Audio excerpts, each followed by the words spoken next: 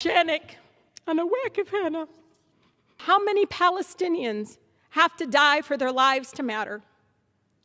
Life under apartheid strips Palestinians of their human dignity. How would you feel if you had to go through dehumanizing checkpoints 2 blocks from your own home to go to the doctor or travel across your own land?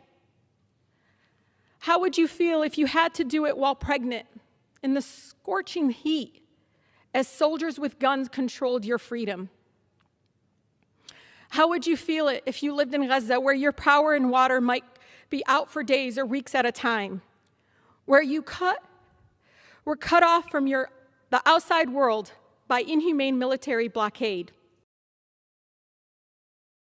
As long as the message from Washington is that our military support for Israel is unconditional, Netanyahu's extremism, right-wing government will continue to expand settlements, continue to demolish homes, and continue to make the prospects for peace impossible.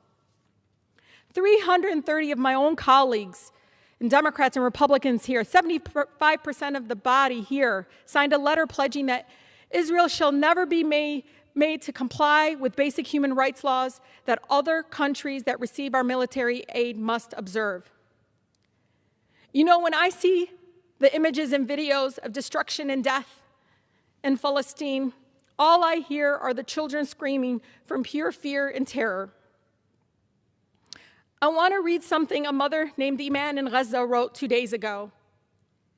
She said, quote, "Tonight I put the kids to sleep in our bedroom so that when we die together."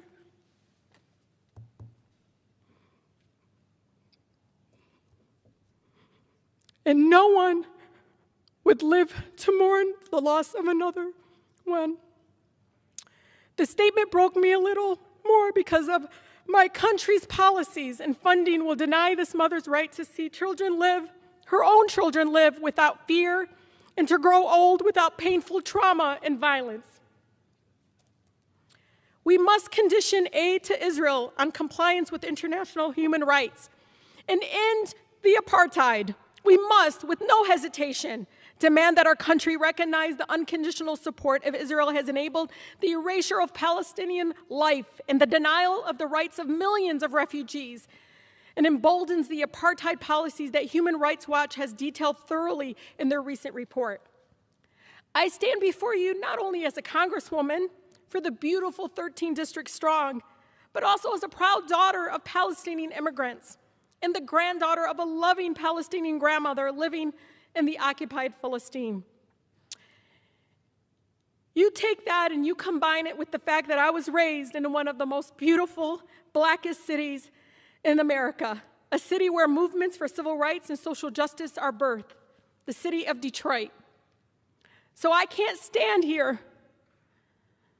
I can't stand silent when injustice exists, where the truth is obscured. The freedom of Palestinians is connected to the fight against oppression all over the world.